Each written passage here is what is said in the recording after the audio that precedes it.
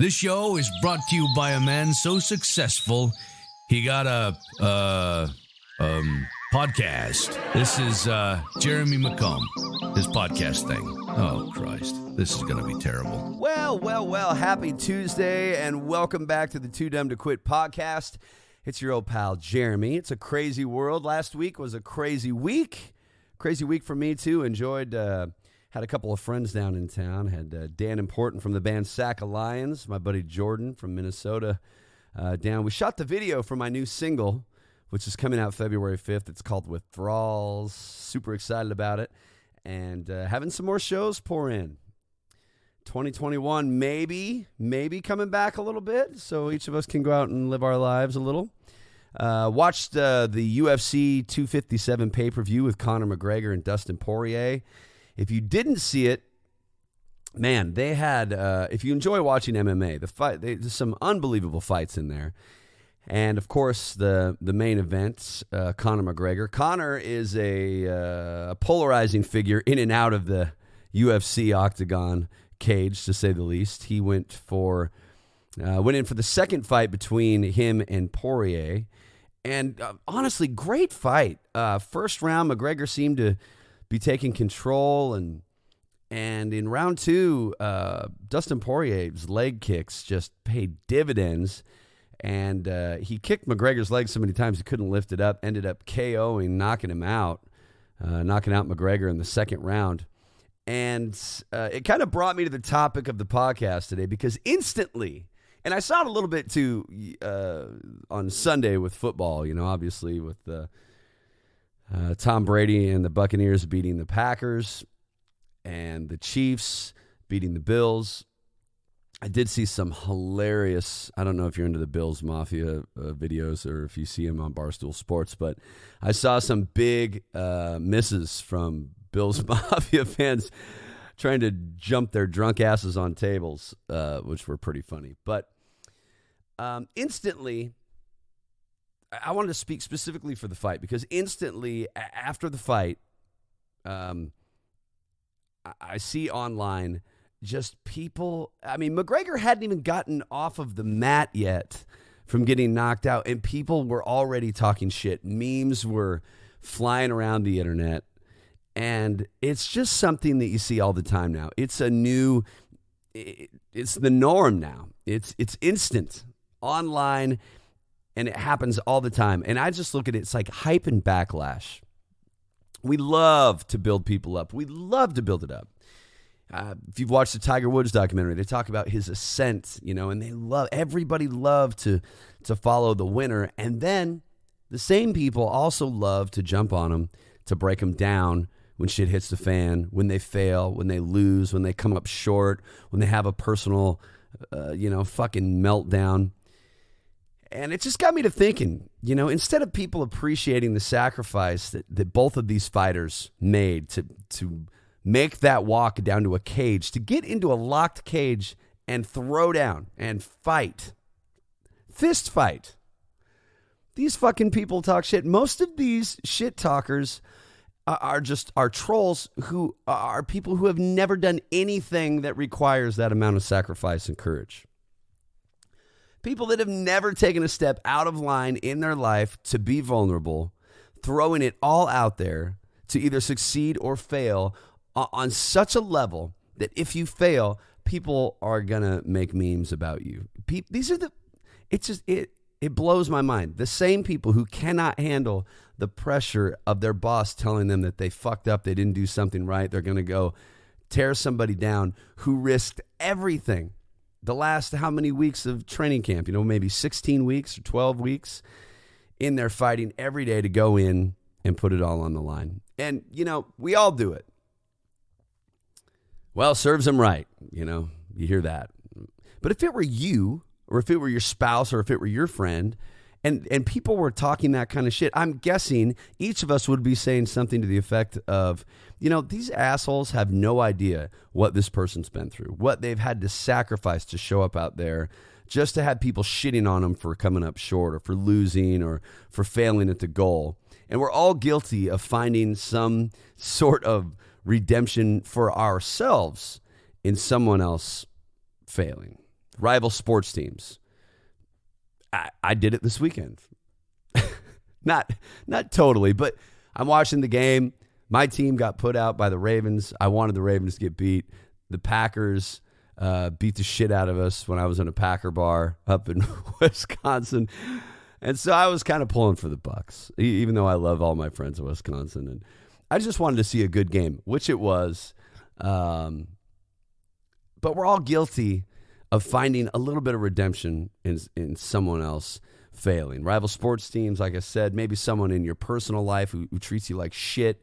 You see him get fired and you go, wow, well, good.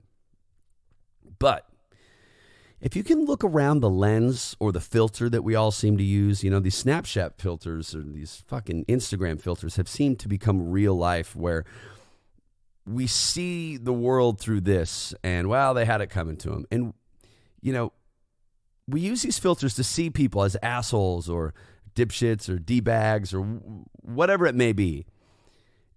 If you can look around that filter, if you can look around that lens, that's the problem I always had with these fist fights, the street fights that you see on the internet, because everybody's filming and nobody is putting their phone down far enough to see that it's two people and they could use someone to intervene, break the fight up. It doesn't need to happen. Somebody getting their face stomped in. Jesus. It's us. The people that we're reveling in, they're us. They're human with emotions and hopes and goals, just like us. And each of us along the way, we're all going to hit those failures, those losses, where sometimes no matter how hard we work, we come up short. No matter how hard we try, we lose. And it's the same way we have to teach our kids, because we're not always going to win. We're not always going to land on the number one spot on the pedestal. And in the end, it doesn't matter what happens to us as much as how we respond to it. And that's something that I, as a dad and as a parent, me and my wife try to talk to our kids about, because a lot of the time, that's all we can control is how we respond to what unfolds. You look at the Conor McGregor fight. I'm sure he did all he could do and gave his all in his training camp the same way Dustin Poirier did. The difference is Poirier throws a bunch of leg kicks. McGregor comes up short. He loses, gets knocked out because of the circumstances that unfolded during the fight that were out of his control. His reaction is all he can control, and whether he handles it with grace and poise or he melts down. And we each have that choice every day on our reactions to falling short or reveling in enjoying someone else's failure or shortcomings. Marcus Aurelius, Roman emperor, said, quit talking about what a good man is or what a good man should be and just be one. And we all have to remember that our choices and the shots we take are half chance, and so are everybody else's. Life is this. It's exactly this. It gives us bad breaks, devastating, heartbreak, kick in the nuts, bad breaks. But it also gives us incredible, amazingly lucky breaks as well. Ryan Holiday from the Daily Stoic had a great line about it. He said, sometimes the ball that should have gone in bounces out. And sometimes the ball that has no business going in, no business at all, surprises both the athlete and the crowd when it goes in the net. And when we're going through a bad break, we should never forget fortune's power to redeem us or to end us. When we're singing in the roses, we should never forget how easily and how quickly we can be humbled. Fortune, it goes one way, it gives, it takes away. Sometimes life goes your way, and sometimes it doesn't. We must practice. We have to train ourselves to meet all of those ends all the same. Each and every outcome with the same resolve and approach. How will we respond when it's us on the ground, bloodied and bruised? We have to accept it without arrogance and let it go with indifference. We have to remember that we don't always get to choose our fortune. It can redeem us. It can humble us. Regardless, it's an imposter. We have to look at everything, triumph, success, and failures and shortcomings as imposters. Rudyard Kipling had a poem about this, and called If. It's a great one, actually, to print out if you're into looking at something on your mirror or putting something in your journal or reading something in your binder or just having something around that you can read every day to remind you. Kipling, this poem is fantastic, and I've read it many, many occasions, but it's called If. And if you can keep your head when all about you are losing theirs and blaming it on you, if you can trust yourself when all men doubt you, but make allowance for their doubting too. If you can wait and not be tired by waiting or being lied about, don't deal in lies or being hated. Don't give way to hating. And yet, don't look too good nor talk too wise. If you can dream and not make dreams your master. If you can think and not make thoughts your aim. If you can meet with triumph and disaster and treat those two impostors just the same. If you can bear to hear the truth you've spoken, twisted by knives to make a trap for fools, or watch the things you've gave your life to broken and stoop and build them up with worn out tools.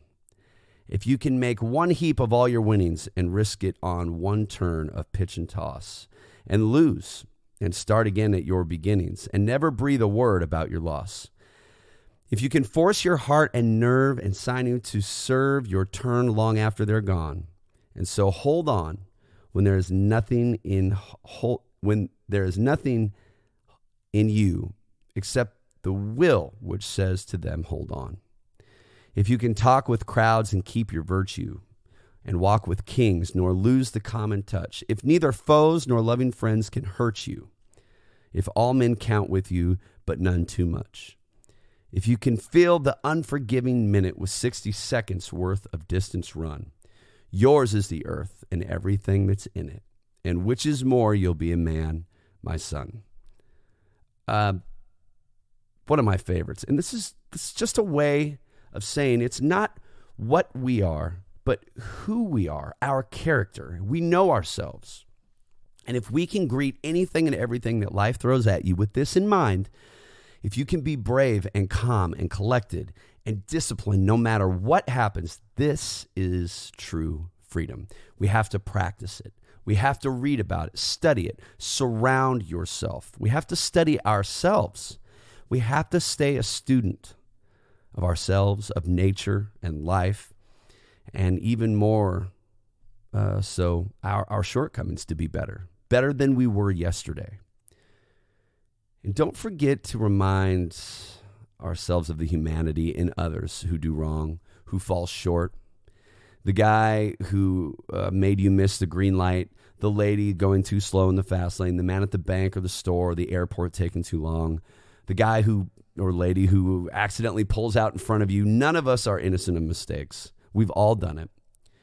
And we now also never know what other people are experiencing or going through. Maybe the guy that pulled out in front of you had his mind on his wife he just lost, or a child that has cancer. We never know what the guy in front of us that we're flipping the finger to is going through. So keep others' humanity in mind, even if they don't in theirs. It'll make you better. It'll make you stronger every day. Thank you for making me a better human today and joining me here on the Too Dumb to Quit podcast. It's such an honor to have you all in here. Thank you for listening. Thank you for sharing it with your friends. Congrats to each of you guys who are putting yourselves out there, growing, pushing, being vulnerable. Keep putting it out there. We need it more than ever. If you're creating, if you have a small business, keep pushing. Keep betting on yourself. It will get better. The world is a beautiful place because of you and because of the people you are inspiring, whether you know it or not. Your kids, your family, your friends, people around you are watching you to see what you do. So thank you so much for jumping on the Too Dumb to Quit podcast with me today. My name is Jeremy McComb. Make sure you are sharing this podcast with a couple of friends. Send it on. And also check me out over on Instagram at McCombover. McCombover, and on YouTube, youtube.com, official Jeremy McComb. Thank you guys for spending some time with me. Share it with some friends. Take care of each other. And remember, small changes in our mind can make huge changes in our lives. And don't forget to be too dumb to quit. Or as our old friend MC Hammer says, too legit to quit. So stay too legit out there, people. You're too good to let little bullshit bring you down.